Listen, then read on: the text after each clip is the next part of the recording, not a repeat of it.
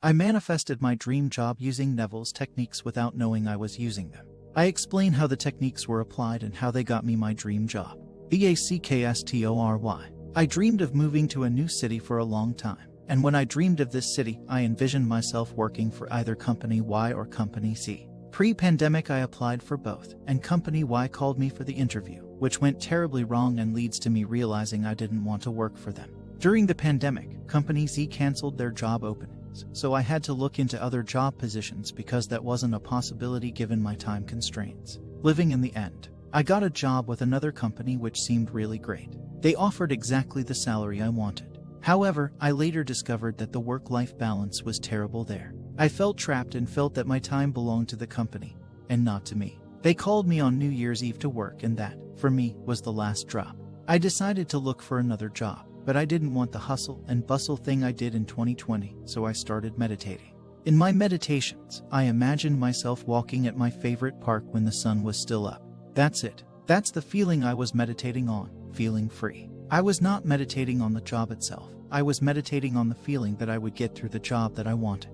I was living at the end during my meditation sessions. During one of those meditations, I had a voice telling me to look again for Company Z to see if they had job openings, and guess what? The job opening that they had canceled was open back again a day ago, so I applied. Persistence. I went through several interviews and received the happy news that I was selected.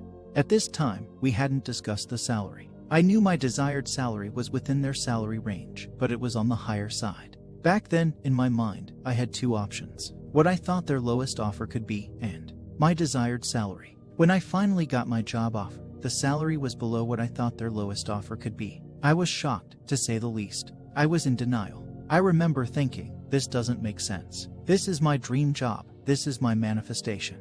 It doesn't make sense that I get my dream job and not my dream salary. I was crying nonstop and called a friend that had good advice on negotiation. I tried to negotiate a little, but it didn't work. Their system made it complicated to negotiate, and I understood. With all honesty, I asked the HR person to give me the weekend to think about it, because me accepting the offer would mean a pay cut, and I would come back to him on Monday. I didn't tell him this, but I was going to accept the offer. I only asked for time because I had to make myself comprehend that I wasn't getting the salary I wanted. I wanted to happily accept the offer, so I had to spend some time making myself feel happy about it.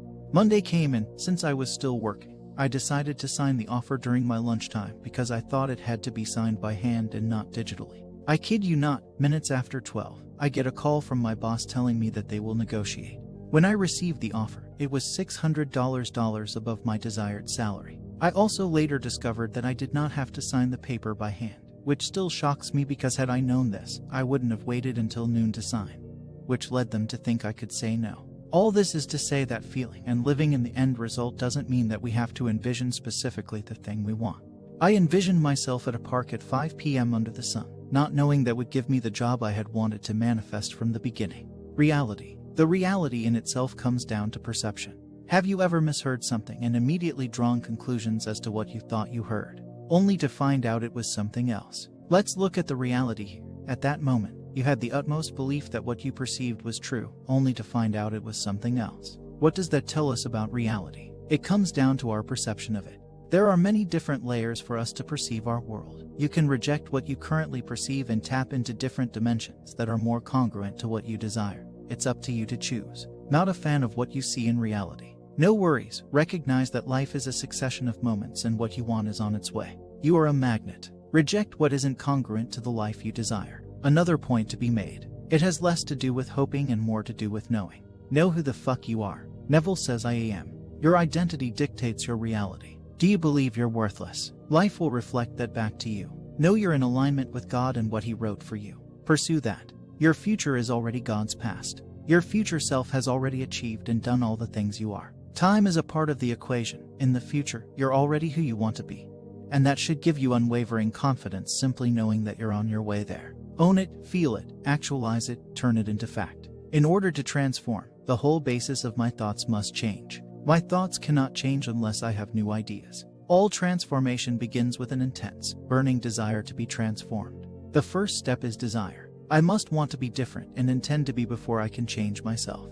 Then I must make my future dream a present fact. Knowing who you are in the future should be enough for you to turn it into a fucking present fact.